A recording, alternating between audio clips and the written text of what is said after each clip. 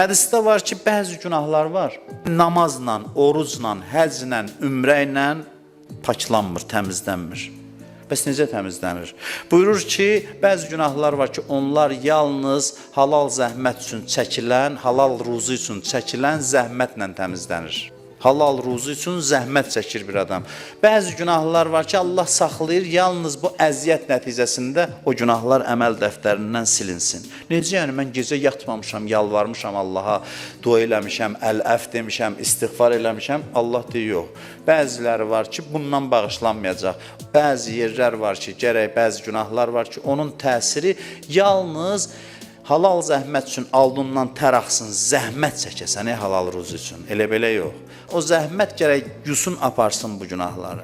Məsələn, hədislərdə var, bəzi günahlar var, xəstəliklə təmizlənir. Ona görə Allah bəzən xəstəliyi də yollayır bizə. İndi onun təbii səbəbləri öz yerində, amma Allah xəstəliklə də öz işini görür, mənəvi təmizlənmə işini görür.